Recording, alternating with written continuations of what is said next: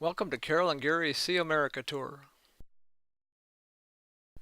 Carol and I left San Antonio on Sunday, April 8th and drove 4 hours to Houston. Houston is the fourth most populous city in the United States behind New York, Los Angeles, and Chicago. The museum district in downtown Houston has 19 museums, so on Monday, April 9th, we visited the Houston Museum of Natural Science. The Museum of Natural Science has 5 floors of displays. The main floor of the museum has a large display of dinosaur bones and other prehistoric creatures. The second floor has bird and animal displays with a focus on Texas wildlife.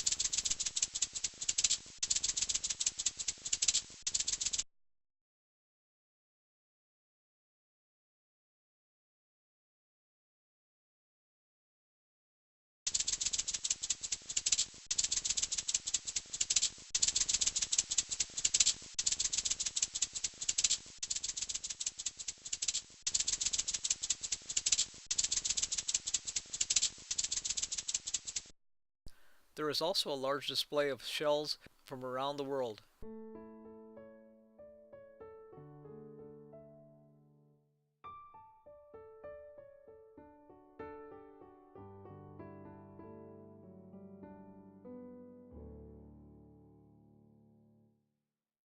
We didn't visit the third floor about Egypt, but the fourth floor was all about energy, focused on the location and drilling of fossil fuel.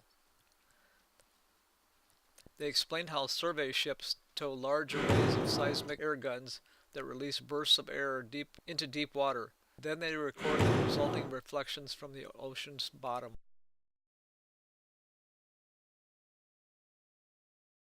On Tuesday, April 10th, Carol and I took a 6-hour behind-the-scenes tour of the Houston Space Center.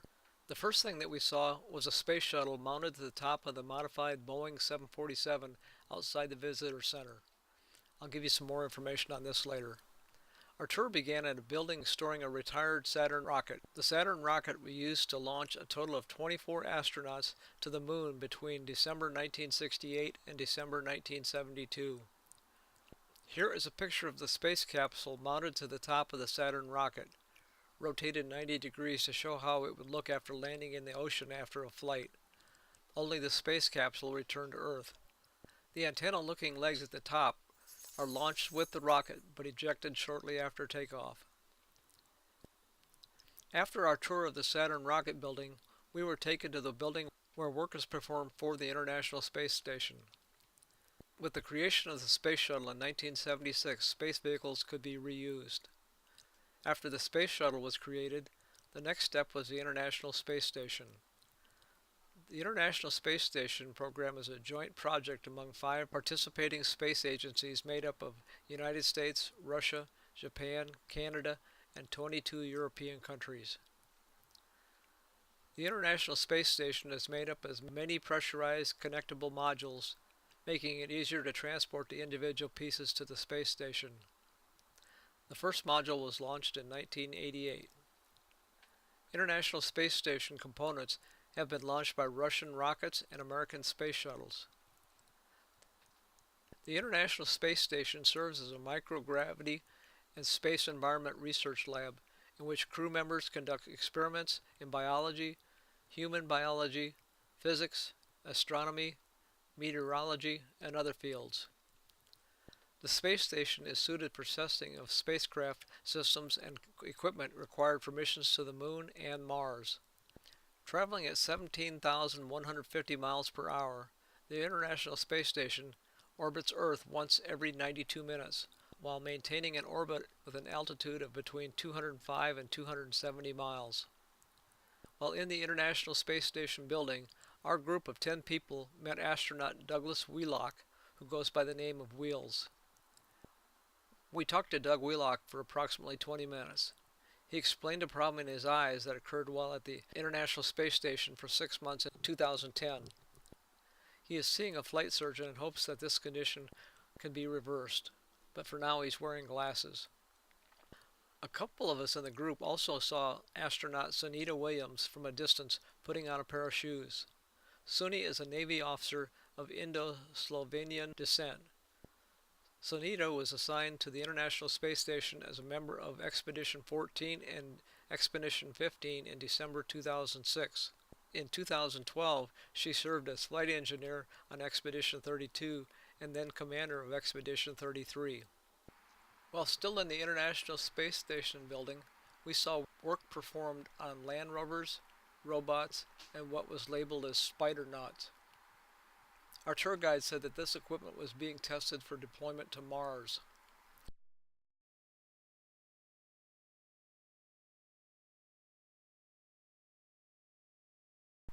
After our tour in the Space Station Sport Building, we were taken to the Mission Control Building.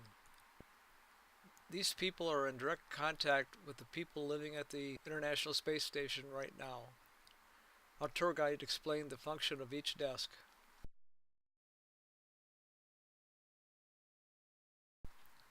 At the time of our visit, the International Space Station was directly over the Midwest.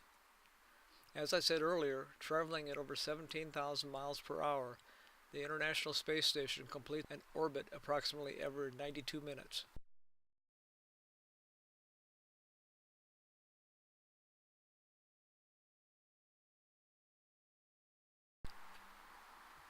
On Wednesday, April 11th, Carol and I took a 90-minute boat tour of a section of Buffalo Bayou. The complete 52-mile length of this waterway is mentioned on a plaque displayed in the park where we boarded the tour boat. I am going to read a section of that plaque. As early as the 1820s, ships began using Buffalo Bayou to connect Houston to Galveston Bay and to the Gulf of Mexico. As more people came to Houston, traffic and commerce along the bayou grew, and the need for a deeper waterway became apparent. After Charles Lewis, congressman from Houston, brought attention to the need for work in the 1880s, U.S. Representative Joseph Hutchinson championed a bill allowing the Committee on Rivers and Harbors to survey the waterway. Congressman Thomas Ball led the delegation on the survey tour, and they agreed that Houston was destined to be a seaport. The destruction of Galveston Seaport during the hurricane of 1900 created increased pressure for a larger and safer inland deep water port.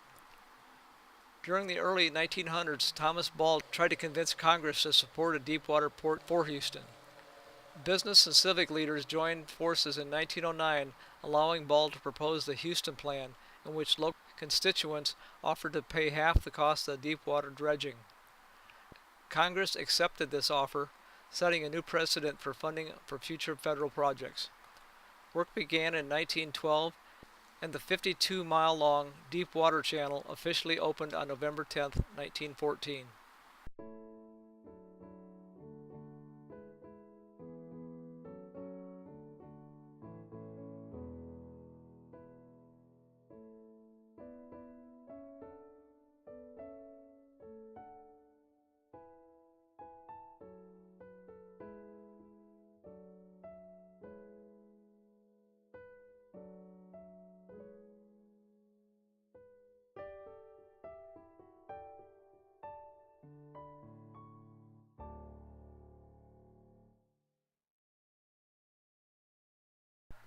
On April 12th, Carol and I returned to the Houston Space Center.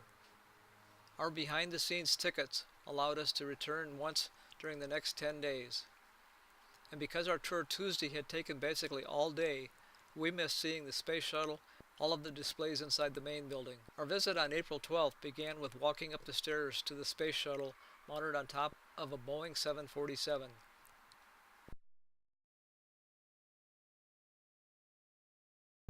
These are pictures of the actual cockpit of a space shuttle. How cool is that? These are the overhead panels.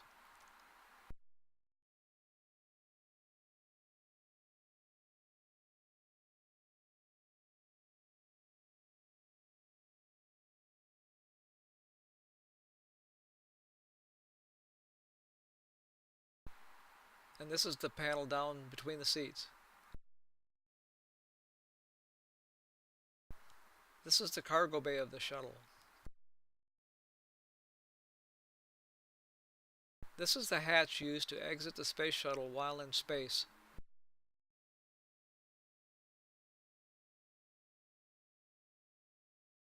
And for when nature calls, there was a toilet available.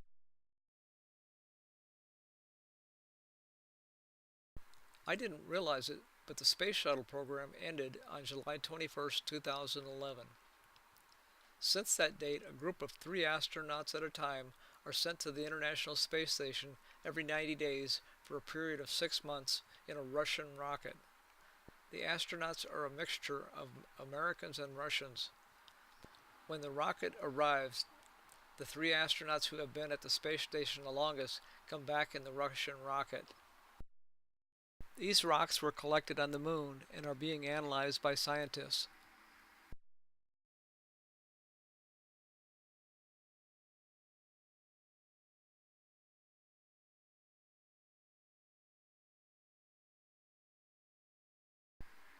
On Friday, April 13th, Carol, Jasper, and I drove 50 miles to the Gulf of Mexico and the city of Galveston. Galveston is another barrier island like the barrier islands we visited on the coast of Corpus Christi.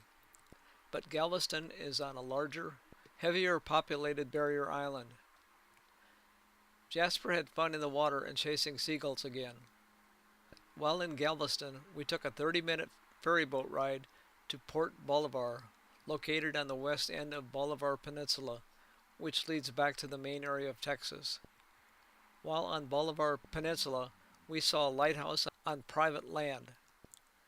After returning to Galveston on the ferry, we were looking at old houses in town and happened to see a couple weeding their flowers at the house, so I asked them if they knew what year the house had been built. He said that this house had been built by his grandparents in 1876. Well, this wraps up our week in Houston, Texas. We will be packing up tomorrow and driving to Dallas on Sunday. Hope you enjoyed this video. Our tour of the Houston Space Center was amazing, and meeting an astronaut made it even more special. If you have not yet subscribed to our channel, please do so to be notified of future videos. Thanks for watching.